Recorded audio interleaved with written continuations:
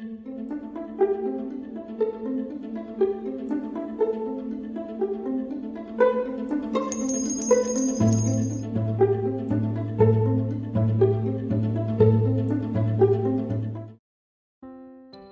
Abu Yazid al-Bustami adalah seorang penganut agama Zoroaster. Ayahnya adalah seorang di antara orang-orang terkemuka Bustam. Kehidupan Abu Yazid yang luar biasa, bermula sejak ia berada di dalam kandungan ibunya. Setiap kali aku menyuap makanan yang kuragukan kehalalannya, ibunya sering berkata kepada Abu Yazid, "Engkau yang masih berada di dalam rahimku." Memberontak dan tidak mau berhenti, sebelum makanan itu kumuntahkan kembali.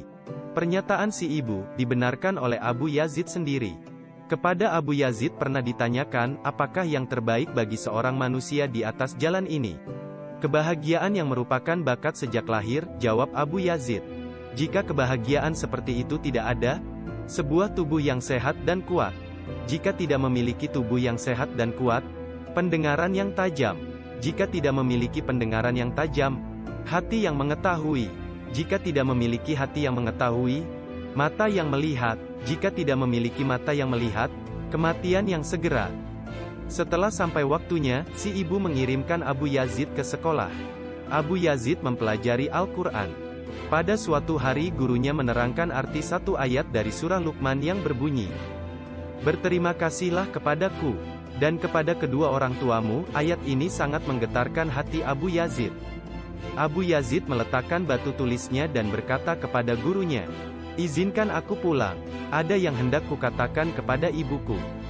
Sang guru memberi izin, Abu Yazid lalu pulang ke rumahnya. Ibunya menyambutnya dengan kata-kata, "Taifur, mengapa engkau sudah pulang?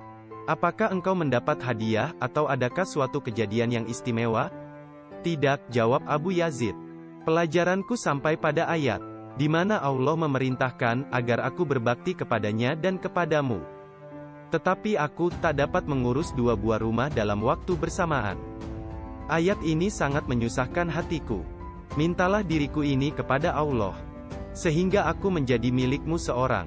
Atau serahkanlah aku kepada Allah semata, sehingga aku dapat hidup untuk Dia semata-mata." "Anakku," jawab ibunya, "aku serahkan engkau kepada Allah, dan kubebaskan engkau dari semua kewajiban terhadapku. Pergilah engkau dan jadilah seorang hamba Allah." Di kemudian hari Abu Yazid berkata, "Kewajiban yang kukira sebagai kewajiban yang paling sepele di antara yang lain-lainnya, ternyata merupakan kewajiban yang paling utama, yaitu kewajiban untuk berbakti kepada ibuku. Di dalam berbakti kepada ibuku itulah kuperoleh segala sesuatu yang kucari, yakni segala sesuatu yang hanya bisa dipahami lewat tindakan disiplin diri dan pengabdian kepada Allah." Kejadiannya adalah sebagai berikut. Pada suatu malam, ibu meminta air kepadaku. Maka aku pun pergi mengambilnya, ternyata di dalam tempayan kami tak ada air. Kulihat dalam kendi, tetapi kendi itu pun kosong. Oleh karena itu, pergilah aku ke sungai, lalu mengisi kendi tersebut dengan air. Ketika aku pulang, ternyata ibuku sudah tertidur. Malam itu udara terasa dingin. Kendi itu tetap dalam rangkulanku. Ketika ibu terjaga, ia meminum air yang kubawa itu kemudian memberkati diriku. Kemudian terlihatlah olehku betapa kendi itu telah membuat tanganku kaku. "Mengapa engkau tetap memegang kendi itu?" Ibu bertanya. "Aku takut ibu terjaga, sedang aku sendiri terlena," jawabku. Kemudian ibu berkata kepadaku, "Biarkan saja pintu itu setengah terbuka." Sepanjang malam, aku berjaga-jaga agar pintu itu tetap dalam keadaan setengah terbuka, dan agar aku tidak melalaikan perintah ibuku. Hingga akhirnya, fajar terlihat lewat pintu, begitulah yang sering kulakukan berkali-kali.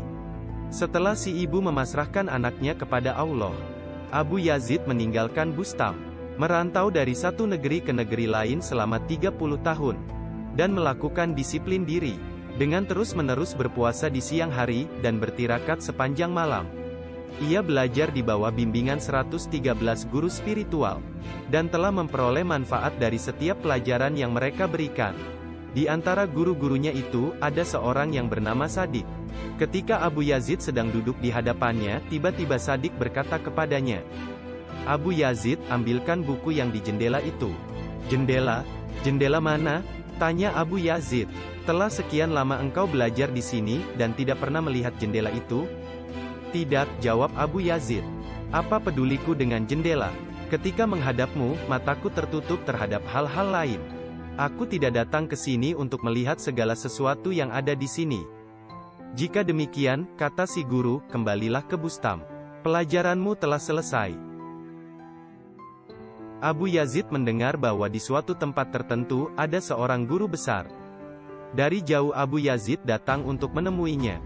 Ketika sudah dekat, Abu Yazid menyaksikan betapa guru yang termasyhur itu meludah ke arah kota Mekah.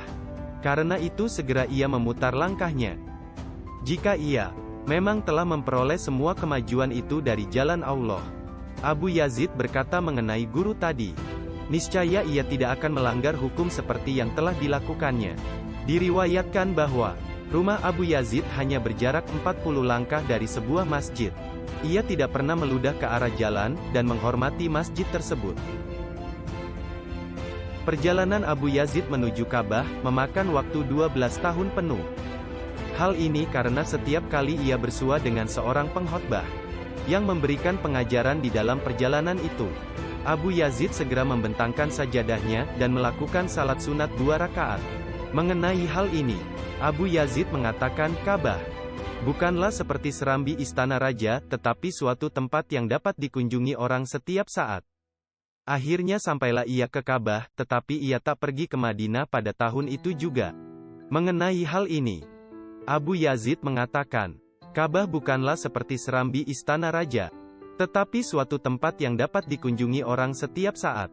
Akhirnya sampailah ia ke Ka'bah, tetapi ia tak pergi ke Madinah pada tahun itu juga.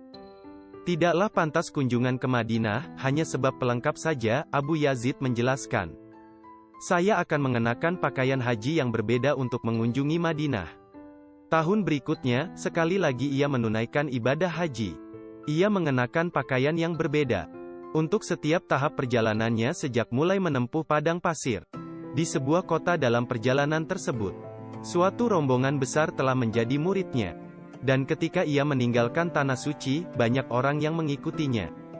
Siapakah orang-orang ini? Ia bertanya sambil melihat ke belakang. Mereka ingin berjalan bersamamu. Terdengar sebuah jawaban. Ya Allah, Abu Yazid bermohon, janganlah engkau tutup penglihatan hamba-hambamu karenaku. Untuk menghilangkan kecintaan mereka kepada dirinya. Dan agar dirinya tidak menjadi penghalang bagi mereka. Maka setelah selesai melakukan salat subuh, Abu Yazid berseru kepada mereka. Sesungguhnya aku adalah Tuhan, tiada Tuhan selain aku, dan karena itu sembahlah aku. Abu Yazid sudah gila. Seru mereka kemudian meninggalkannya. Abu Yazid meneruskan perjalanannya. Di tengah perjalanan ia menemukan sebuah tengkorak manusia yang bertuliskan, tuli, bisu, buta. Mereka tidak memahami. Sambil menangis Abu Yazid memungut tengkorak itu lalu menciuminya. Tampaknya ini adalah kepala seorang sufi, gumamnya, yang menjadi lebur di dalam Allah. Ia tidak lagi mempunyai telinga untuk mendengar suara abadi. Tidak lagi mempunyai mata untuk memandang keindahan abadi. Tidak lagi mempunyai lidah untuk memuji kebesaran Allah. Dan tidak lagi mempunyai akal walaupun untuk merenungi secuil pengetahuan Allah yang sejati. Tulisan ini adalah mengenai dirinya. Suatu hari Abu Yazid melakukan perjalanan. Ia membawa seekor unta sebagai tunggangan, dan pemikul perbekalannya. Binatang yang malang, betapa berat beban yang engkau tanggung. Sungguh kejam. Seseorang berseru. Setelah mendengar suara ini berulang kali, akhirnya Abu Yazid menjawab.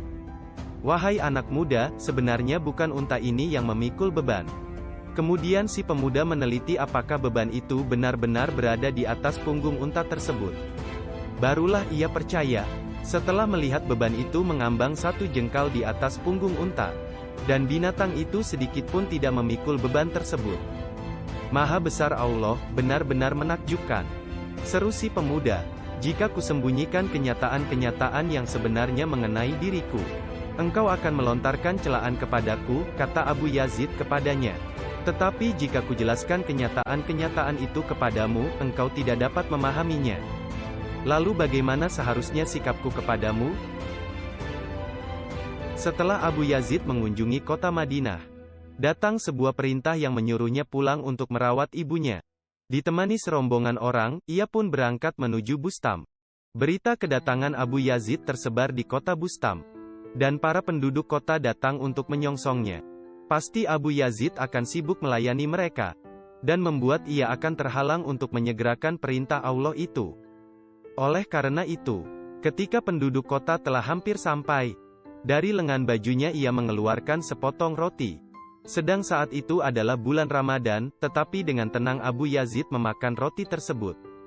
Begitu penduduk Bustam menyaksikan perbuatan Abu Yazid, mereka lalu berpaling darinya. "Tidakkah kalian saksikan," kata Abu Yazid kepada sahabat-sahabatnya, "betapa aku mematuhi sebuah perintah dari hukum suci, tapi semua orang berpaling dariku."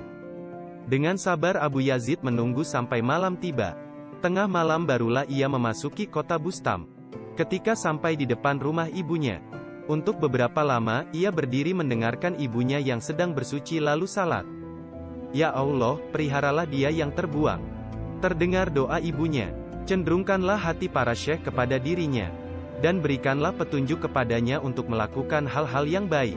Mendengar doa ibunya itu Abu Yazid menangis. Kemudian ia mengetuk pintu. "Siapakah itu?" tanya ibunya dari dalam. "Anakmu yang terbuang," sahut Abu Yazid. Dengan menangis, si ibu membukakan pintu. Ternyata penglihatan ibunya sudah kabur. "Taifur," si ibu berkata kepada puteranya, "tahukah engkau mengapa mataku menjadi kabur seperti ini? Karena aku telah sedemikian banyaknya meneteskan air mata sejak berpisah denganmu. Dan punggungku telah bongkok karena beban duka yang kutanggungkan itu." Abu Yazid mengisahkan, dengan tatapan yang pasti, "Aku memandang Allah setelah Dia membebaskan diriku dari semua makhluknya, menerangi diriku dengan cahayanya, membukakan keajaiban-keajaiban rahasianya, dan menunjukkan kebesarannya kepadaku. Setelah menatap Allah, kau pun memandang diriku sendiri dan merenungi rahasia serta hakikat diriku ini. Cahaya diriku adalah kegelapan jika dibanding dengan cahayanya. Kebesaran diriku sangat kecil jika dibanding dengan kebesarannya. Kemuliaan diriku hanyalah kesombongan yang sia-sia jika dibandingkan dengan kemuliaannya. Di dalam Allah segalanya suci, sedang di dalam diriku segalanya kotor dan cemar. Bila kurenungi kembali, maka tahulah aku bahwa aku hidup karena cahaya Allah. Aku menyadari kemuliaan diriku bersumber dari kemuliaan dan kebesarannya. Apapun yang telah kulakukan, hanyalah karena kemahakuasaannya. Apapun yang telah terlihat oleh mata lahirku, sebenarnya melalui Dia. Aku memandang dengan mata keadilan dan realitas. Segala kebaktianku bersumber dari Allah, bukan dari diriku sendiri, sedang selama ini aku beranggapan bahwa akulah yang berbakti kepadanya. Aku bertanya, "Ya Allah, apakah ini?" Dia menjawab, "Semuanya adalah aku, tidak ada sesuatu pun juga kecuali aku." Kemudian ia menjahit mataku sehingga aku tidak dapat melihat. Dia menyuruhku untuk merenungi akar permasalahan, yaitu dirinya sendiri. Dia meniadakan aku dari kehidupannya sendiri, dan ia memuliakan diriku. Kepadaku dibukakannya rahasia dirinya sendiri sedikit pun tidak tergoyahkan oleh karena adaku. Demikianlah Allah, kebenaran yang tunggal menambahkan realitas ke dalam diriku. Melalui Allah aku memandang Allah, dan kulihat Allah di dalam realitasnya. Di sana aku berdiam dan beristirahat untuk beberapa saat lamanya. Kututup telinga dari derap perjuangan. Lidah yang meminta-minta kutelan ke dalam tenggorokan keputusasaan. Kucampakkan pengetahuan yang telah kutuntut. Dan kubungkamkan kata hati yang menggoda kepada perbuatan-perbuatan aniaya. Di sana aku berdiam dengan tenang. Dengan karunia Allah, aku membuang kemewahan-kemewahan dari jalan yang menuju prinsip-prinsip dasar. Allah menaruh belas kasihan kepadaku. Ia memberkahiku dengan pengetahuan abadi, dan menanam lidah kebajikannya ke dalam tenggorokanku. Untukku diciptakannya sebuah mata dari cahayanya, semua makhluk kulihat melalui Dia. Dengan lidah kebajikan itu, aku berkata-kata kepada Allah, dengan pengetahuan Allah kuperoleh sebuah pengetahuan. Dan dengan cahaya Allah aku menatap kepadanya. Allah berkata kepadaku, "Wahai engkau yang tak memiliki sesuatu pun jua namun telah memperoleh segalanya. Yang tak memiliki perbekalan namun telah mempunyai kekayaan." "Ya Allah," jawabku, "jangan biarkan diriku terperdaya oleh semua itu. Jangan biarkan aku puas dengan diriku sendiri tanpa mendambakan dirimu. adalah lebih baik jika engkau menjadi milikku tanpa aku, daripada aku menjadi milikku sendiri tanpa engkau. Lebih baik jika aku berkata-kata kepadamu melalui engkau, daripada aku berkata-kata kepada diriku sendiri tanpa engkau. Allah berkata, oleh karena itu, perhatikanlah hukumku dan janganlah engkau melanggar perintah serta laranganku, agar kami berterima kasih akan segala jerih payahmu. Aku telah membuktikan imanku kepadamu, dan aku benar-benar yakin bahwa sesungguhnya engkau lebih pantas untuk berterima kasih kepada dirimu sendiri, daripada kepada hambamu. Bahkan seandainya engkau mengutuk diriku ini, engkau bebas dari segala perbuatan aniaya. Dari siapakah engkau belajar? Tanya Allah. Ia yang bertanya lebih tahu dari ia yang ditanya, jawabku. Karena ia adalah yang dihasratkan dan yang menghasratkan, yang dijawab dan yang menjawab. Setelah ia menyaksikan kesucian hatiku yang terdalam, aku mendengar seruan puas dari Allah. Dia mencap diriku dengan cap kepuasannya. Dia menerangi diriku, menyelamatkanku dari kegelapan hawa nafsu dan kecemaran jasmani. Aku tahu bahwa melalui dialah aku hidup, dan karena kelimpahannya lah aku bisa menghamparkan permadani kebahagiaan di dalam hatiku. Mintalah kepadaku segala sesuatu yang engkau kehendaki, kata Allah. Engkaulah yang kuinginkan. Jawabku, karena engkau lebih dari kelimpahan, lebih dari kemurahan dan melalui engkau telah kudapatkan kepuasan di dalam engkau. Karena engkau adalah milikku, telah kugulung catatan-catatan kelimpahan dan kemurahan. Jangan engkau jauhkan aku dari dirimu, dan janganlah engkau berikan kepadaku sesuatu yang lebih rendah daripada engkau. Beberapa lama dia tak menjawab. Kemudian sambil meletakkan mahkota kemurahan hati ke atas kepalaku, berkatalah dia, kebenaranlah yang engkau ucapkan dan realitas yang engkau cari. Karena itu engkau menyaksikan dan mendengarkan kebenaran. Jika aku telah melihat, kataku pula, melalui engkaulah aku melihat, dan jika aku telah mendengar, melalui engkaulah aku mendengar. Setelah engkau, barulah aku mendengar. Kemudian kuucapkan berbagai pujian kepadanya. Karena itu ia hadiahkan kepadaku sayap keagungan, sehingga aku dapat melayang-layang memandangi alam kebesarannya, dan hal-hal menakjubkan dari ciptaannya. Karena mengetahui kelemahanku dan apa-apa yang kubutuhkan, maka ia menguatkan diriku dengan kekuatannya sendiri, dan mendandani diriku dengan perhiasan-perhiasannya sendiri. Ia menaruh mahkota kemurahan hati ke atas kepalaku, dan membuka pintu istana keleburan untukku. Setelah ia melihat betapa sifat-sifatku lebur ke dalam sifat-sifatnya, dihadiahkannya kepadaku dalam wujudnya sendiri. Maka terciptalah keleburan dan punahlah perpisahan. Kepuasan kami adalah kepuasanmu, katanya, dan kepuasanmu adalah kepuasan kami. Ucapan-ucapanmu tak mengandung kecemaran, dan tak seorang pun akan menghukummu karena keakuanmu. Kemudian dia menyuruhku untuk merasakan hujaman rasa cemburu. Dan setelah itu ia menghidupkan aku kembali. Dari dalam api pengujian itu, aku keluar dalam keadaan suci bersih. Kemudian dia bertanya, siapakah yang memiliki kerajaan ini? Engkau, jawabku. Siapakah yang memiliki kekuasaan? Engkau, jawabku. Siapakah yang memiliki kehendak? Engkau, jawabku. Karena jawaban-jawabanku itu persis seperti yang didengarkan pada awal penciptaan, maka ditunjukkannya kepadaku betapa jika bukan karena belas kasih-Nya, alam semesta tidak akan pernah tenang. Dan jika bukan karena cintanya, segala sesuatu telah dibinasakan oleh kemaha-perkasaannya. Dia memandangku dengan mata yang maha melihat melalui medium yang maha memaksa. Dan segala sesuatu mengenai diriku sirna tak terlihat. Di dalam kemabukan itu setiap lembahku terjuni. Kulumatkan tubuhku ke dalam setiap wadah gejolak api cemburu. Kupacu kuda pemburuan di dalam hutan belantara yang luas. Kutemukan bahwa tidak ada yang lebih baik daripada kepapaan, dan tidak ada yang lebih baik daripada ketidakberdayaan. Tiada pelita yang lebih terang daripada keheningan, dan tiada kata-kata yang lebih merdu daripada kebisuan. Aku menghuni istana keheningan. Aku mengenakan pakaian ketabahan, sehingga segala masalah terlihat sampai ke akar-akarnya. Dia melihat betapa jasmani dan rohaniku bersih dari kilasan hawa nafsu. Kemudian dibukakannya pintu kedamaian di dalam dadaku yang kelam, dan diberikannya kepadaku lidah keselamatan dan ketauhidan. Kini telah kumiliki sebuah lidah rahmat nan abadi. Sebuah hati yang memancarkan nur ilahi, dan mata yang telah ditempa oleh tangannya sendiri. Karena dialah aku berbicara dan dengan kekuasaannya lah aku memegang. Karena melalui dia aku hidup, maka aku tidak akan pernah mati. Karena telah mencapai tingkat keluhuran ini, maka isyaratku adalah abadi. Ucapanku berlaku untuk selama-lamanya. Lidahku adalah lidah tauhid dan ruhku adalah ruh keselamatan. Aku tidak berbicara melalui diriku sendiri sebagai seorang pemberi peringatan. Dialah yang menggerakkan lidahku sesuai dengan kehendaknya, sedangkan aku hanyalah seseorang yang menyampaikan. Sebenarnya yang berkata-kata ini adalah Dia, bukan aku. Setelah memuliakan diriku, Dia berkata, "Hamba-hambaku ingin bertemu denganmu. Bukanlah keinginanku untuk menemui mereka," jawabku. "Tetapi jika engkau menghendakiku untuk menemui mereka, maka aku tidak akan menentang kehendakmu.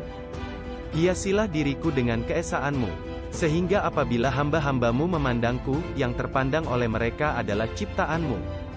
Dan mereka akan melihat Sang Pencipta semata-mata, bukan diriku ini. Keinginanku ini dikabulkannya. Ditaruhnya mahkota kemurahan hati ke atas kepalaku dan Ia membantuku mengalahkan jasmaniku."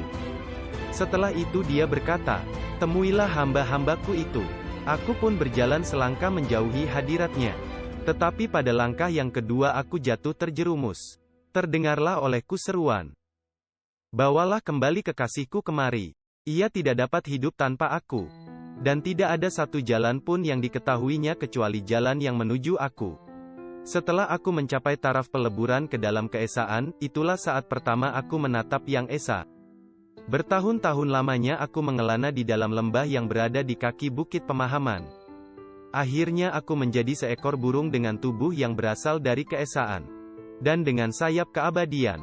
Setelah terlepas dari segala sesuatu yang diciptakannya, aku pun berkata, "Aku telah sampai kepada Sang Pencipta." Kemudian kutengadahkan kepalaku dari lembah kemuliaan. Dahagaku kupuaskan seperti yang tak pernah terulang di sepanjang zaman. Kemudian selama 30.000 tahun, aku terbang di dalam keleburannya yang luas. 30.000 tahun di dalam kemuliaannya.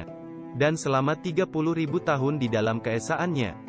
Setelah berakhir masa 90.000 tahun, terlihatlah olehku Abu Yazid, dan segala yang terpandang olehku adalah aku sendiri. Kemudian aku jelajahi 4.000 padang belantara. Ketika sampai ke akhir penjelajahan itu, terlihatlah olehku bahwa aku masih berada pada tahap awal kenabian. Maka kulanjutkan pula pengembaraan yang tak berkesudahan itu untuk beberapa lama. Aku katakan, tidak ada seorang manusia pun yang pernah mencapai kemuliaan yang lebih tinggi daripada yang telah kucapai ini. Tidak mungkin ada tingkatan yang lebih tinggi daripada ini. Tetapi ketika kutajamkan pandangan, ternyata kepalaku masih berada di tapak kaki seorang nabi. Maka sadarlah aku bahwa tingkat terakhir yang dapat dicapai oleh manusia-manusia suci hanyalah sebagai tingkatan awal dari kenabian. Mengenai tingkat terakhir dari kenabian tidak dapat kubayangkan. Kemudian ruhku menembus segala penjuru di dalam kerajaan Allah. Surga dan neraka ditunjukkan kepada ruhku itu, tetapi ia tidak peduli. Apakah yang dapat menghadang dan membuatnya peduli? Semua sukma yang bukan nabi yang ditemuinya tidak diperdulikannya. Ketika ruhku mencapai sukma manusia kesayangan Allah Nabi Muhammad, terlihatlah olehku 100.000 lautan api yang tiada bertepi, dan 1.000 tirai cahaya. Seandainya kucercahkan kaki ke dalam yang pertama di antara lautan-lautan api itu, niscaya aku hangus binasa. Aku sedemikian gentar dan bingung sehingga aku jadi sirna. Tetapi betapapun besar keinginanku, aku tidak berani memandang tiang perkemahan Muhammad, Rasulullah. Walaupun aku telah berjumpa dengan Allah, tetapi aku tidak berani berjumpa dengan Muhammad. Kemudian Abu Yazid berkata, "Ya Allah, segala sesuatu yang telah terlihat olehku adalah aku sendiri. Bagiku tiada jalan yang menuju kepadamu selama aku ini masih ada. Aku tidak dapat menembus keakuan ini. Apakah yang harus kulakukan?" Maka terdengarlah perintah untuk melepaskan keakuan itu. "Ikutilah kekasih kami, Muhammad si orang Arab. Usaplah matamu dengan debu kakinya dan ikutilah jejaknya." Yahya bin Mu'az menulis surat kepada Abu Yazid. "Apakah katamu mengenai seseorang yang telah mereguk secawan arak dan menjadi mabuk tiada henti-hentinya?" "Aku tidak tahu," jawab Abu Yazid. Yang ku ketahui hanyalah bahwa di sini ada seseorang yang sehari semalam telah mereguk isi samudra luas yang tiada bertepi, namun masih merasa haus dan dahaga. Yahya bin Mu'az menyurati lagi. Ada sebuah rahasia yang hendak kukatakan kepadamu. Tetapi tempat pertemuan kita adalah di dalam surga. Di sana, di bawah naungan pohon tuba, akan kukatakan rahasia itu kepadamu. Bersamaan surat itu, dia kirimkan sepotong roti dengan pesan, Syekh harus memakan roti ini, karena aku telah membuatnya dari air Zam-Zam. Di dalam jawabannya, Abu Yazid berkata mengenai rahasia yang hendak disampaikan Yahya bin Mu'az itu. Mengenai tempat pertemuan yang engkau katakan. Dengan hanya mengingatnya, pada saat ini juga aku dapat menikmati surga dan pohon tuba. Tetapi roti yang engkau kirimkan itu tidak dapat kunikmati. Engkau memang mengatakan air apa yang telah engkau pergunakan. Tetapi engkau tidak mengatakan bibit gandum apa yang telah engkau taburkan. Maka Yahya bin Mu'az ingin sekali mengunjungi Abu Yazid. Ia datang pada waktu salat Isya. Yahya bin Mu'az berkisah sebagai berikut. Aku tidak mau mengganggu Syekh Abu Yazid. Tetapi aku pun tidak dapat bersabar hingga pagi. Maka pergilah aku ke suatu tempat di padang pasir, di mana aku dapat menemuinya pada saat itu, seperti yang dikatakan orang-orang kepadaku. Sesampainya di tempat itu, terlihat olehku Abu Yazid sedang salat Isya. Kemudian ia berdiri di atas jari-jari kakinya sampai keesokan harinya. Aku tegak terpana menyaksikan hal ini. Sepanjang malam ku dengar Abu Yazid berdoa. Ketika fajar tiba, ku dengar Abu Yazid berkata di dalam doanya, aku berlindung kepadamu dari segala hasratku, untuk menerima kehormatan-kehormatan ini. Setelah sadar, Yahya mengucapkan salam kepada Abu Yazid, dan bertanya apakah yang telah dialaminya pada malam tadi. Abu Yazid menjawab, lebih dari 20 kehormatan telah ditawarkan kepadaku. Tetapi tak satu pun yang kuinginkan. Karena semuanya adalah kehormatan-kehormatan yang membutakan mata. Guru, mengapakah engkau tidak meminta pengetahuan mistik? Karena bukankah dia raja di antara sekalian raja dan pernah berkata, mintalah kepadaku segala sesuatu yang engkau kehendaki. Yahya bertanya. Diamlah, sela Abu Yazid. Aku cemburu kepada diriku sendiri yang telah mengenalnya. Karena aku ingin tiada sesuatu pun kecuali dia yang mengenal dirinya. Mengenai pengetahuannya apakah peduliku? Sesungguhnya seperti itulah kehendaknya. Yahya, hanya dia, dan bukan siapa-siapa yang akan mengenal dirinya. Demi keagungan Allah, Yahya bermohon, berikanlah kepadaku sebagian dari karunia-karunia yang telah ditawarkan kepadamu malam tadi. Seandainya engkau memperoleh kemuliaan Adam, kesucian Jibril, kelapangan hati Ibrahim, kedambaan Musa kepada Allah, kekudusan Isa, dan kecintaan Muhammad, niscaya engkau masih merasa belum puas. Engkau akan mengharapkan hal-hal lain yang melampaui segala sesuatu, jawab Abu Yazid. Tetaplah merenung yang maha tinggi dan jangan rendahkan pandanganmu. Karena apabila engkau merendahkan pandanganmu kepada sesuatu hal, maka hal itu yang akan membutakan matamu. Ada seorang pertapa di antara tokoh-tokoh suci terkenal di Bustam. Ia mempunyai banyak pengikut dan pengagum. Tetapi ia sendiri senantiasa mengikuti pelajaran-pelajaran yang diberikan oleh Abu Yazid. Dengan tekun, ia mendengarkan ceramah-ceramah Abu Yazid, dan duduk bersama sahabat-sahabat beliau. Pada suatu hari berkatalah ia kepada Abu Yazid, pada hari ini, genaplah 30 tahun lamanya aku berpuasa dan memanjatkan doa sepanjang malam. Sehingga aku tidak pernah tidur. Namun pengetahuan yang engkau sampaikan ini, belum pernah menyentuh hatiku. Walau demikian, aku percaya kepada pengetahuan itu, dan senang mendengarkan ceramah-ceramahmu. Walaupun engkau berpuasa siang malam selama 300 tahun, sedikit pun dari ceramah-ceramahku ini tidak akan dapat engkau hayati. Mengapakah demikian? Tanya si murid. Karena matamu tertutup oleh dirimu sendiri, jawab Abu Yazid. Apakah yang harus kulakukan? Tanya si murid pula. Jika kukatakan, pasti engkau tidak mau menerimanya. Akan ku terima.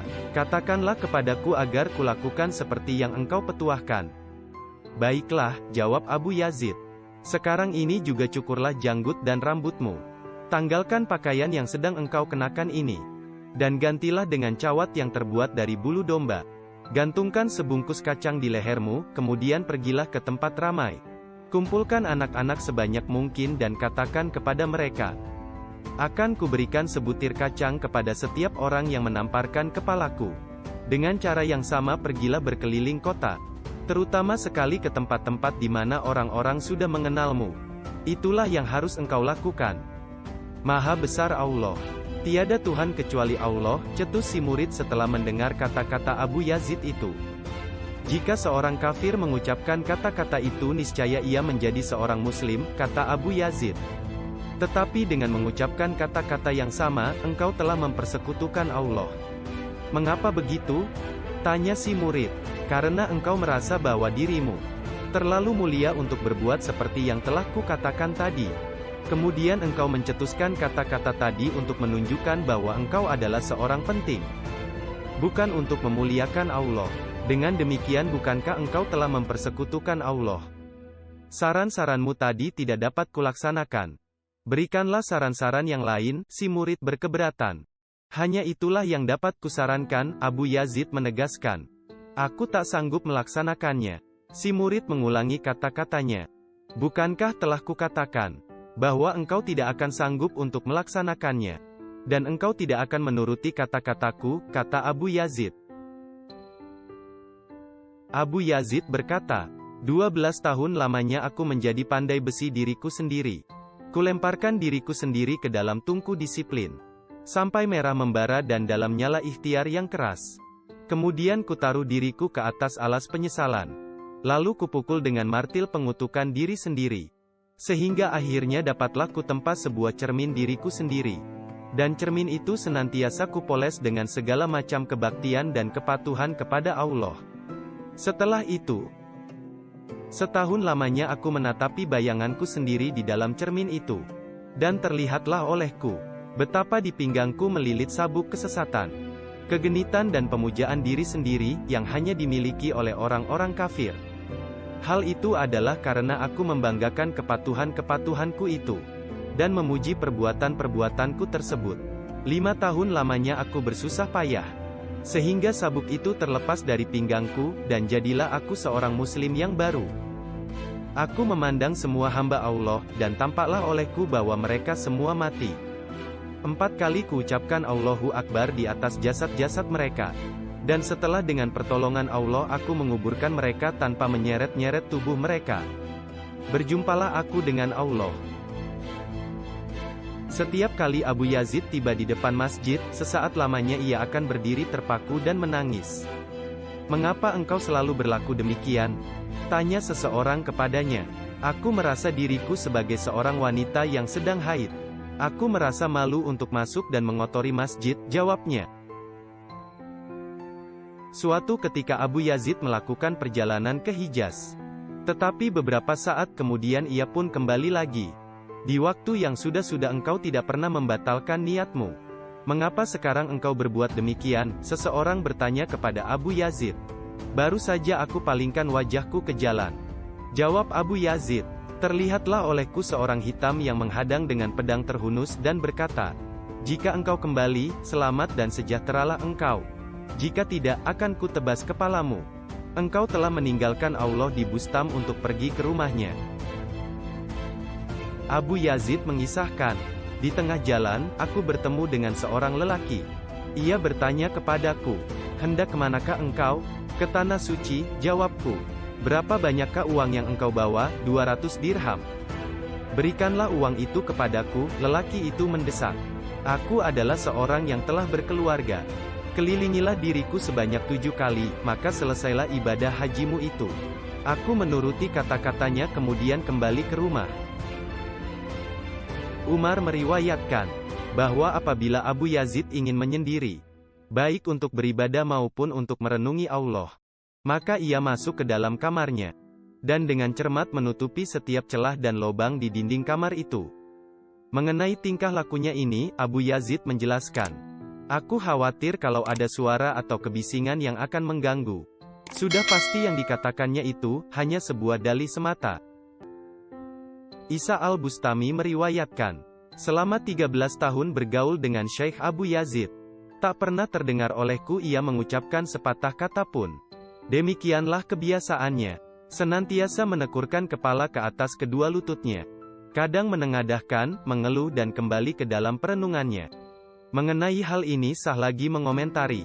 Memang demikianlah tingkah laku Abu Yazid apabila berada dalam keadaan gundah, tetapi apabila berada dalam keadaan lapang, setiap orang akan mendapatkan manfaat dari ceramah-ceramahnya. Pada suatu ketika, Sah lagi bercerita.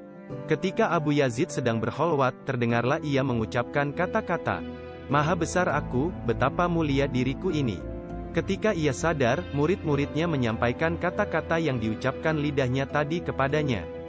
Maka Abu Yazid menjawab, "Memusuhi Allah adalah sama dengan memusuhi Abu Yazid. Jika aku mengucapkan kata-kata seperti itu sekali lagi, cincanglah tubuhku ini." Kemudian kepada setiap muridnya diberikannya sebuah pisau dengan pesan, "Jika kata-kata tadi kuucapkan lagi, bunuhlah aku dengan pisau ini." Tetapi, untuk kedua kalinya ternyata Abu Yazid mengucapkan kata-kata yang sama. Murid-muridnya hendak membunuhnya. Tetapi seketika itu juga, tubuh Abu Yazid menggelembung dan memenuhi seluruh ruangan. Para sahabat melepaskan bata-bata dari dinding ruangan itu, sambil menghujamkan pisau ke tubuh Abu Yazid. Tetapi pisau-pisau itu bagai menikam air. Dan pukulan-pukulan mereka sama sekali tidak berakibat apa-apa. Beberapa saat kemudian, tubuh yang menggelembung tadi menciut kembali. Dan terlihatlah Abu Yazid yang bertubuh kecil seperti seekor burung pipit, sedang duduk di sajadah. Sahabat-sahabatnya menghampirinya dan mengatakan apa yang telah terjadi. Abu Yazid berkata, "Yang kalian saksikan sekarang inilah Abu Yazid, yang tadi bukan Abu Yazid." Suatu ketika Abu Yazid memegang sebuah apel merah di tangannya dan memandanginya. "Satu buah apel yang indah," kata Abu Yazid. Di saat itu juga sebuah suara berkata di dalam batinnya, "Abu Yazid, tidakkah engkau mempunyai malu untuk memberikan namaku kepada sebuah apel?" Maka 40 hari lamanya lupalah Abu Yazid akan segala sesuatu kecuali nama Allah.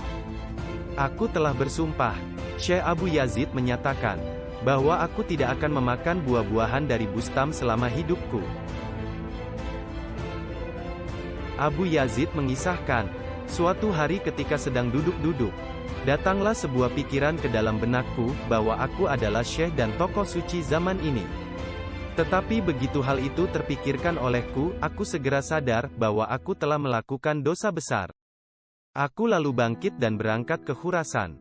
Di sebuah persinggahan, aku berhenti dan bersumpah tidak akan meninggalkan tempat itu, sebelum Allah mengutus seseorang untuk membukakan diriku.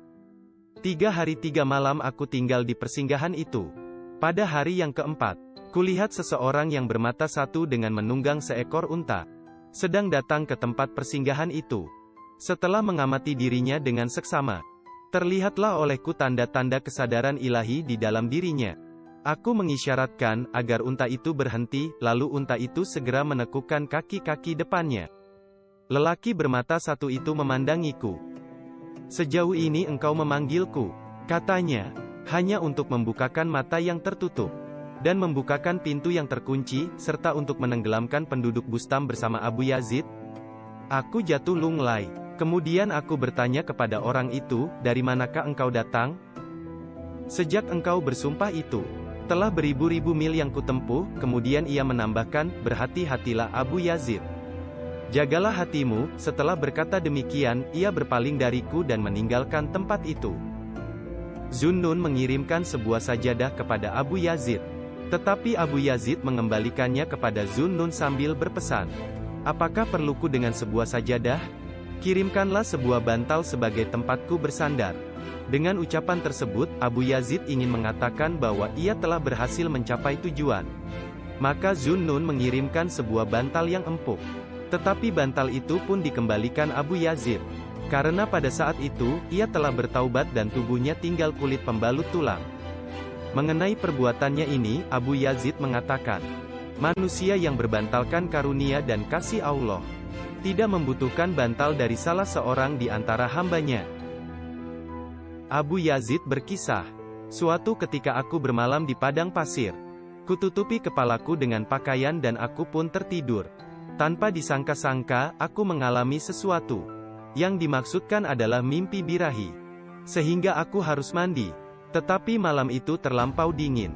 Dan ketika terjaga, aku merasa enggan sekali untuk bersuci dengan air dingin. Tunggulah sampai matahari tinggi, batinku berkata. Setelah menyadari betapa diriku enggan dan tidak memperdulikan kewajiban-kewajiban agama itu, aku segera bangkit, kulumerkan salju dengan jubahku, lalu aku mandi. Jubah yang basah itu kukenakan kembali, sehingga aku jatuh pingsan kedinginan. Beberapa saat kemudian aku siuman, ternyata jubahku telah kering. Abu Yazid sering berjalan-jalan dalam sebuah pekuburan. Pada suatu malam, ketika ia pulang dari pekuburan itu, ia berpapasan dengan seorang pemuda bangsawan yang memainkan sebuah kecapi. Semoga Allah melindungi kita.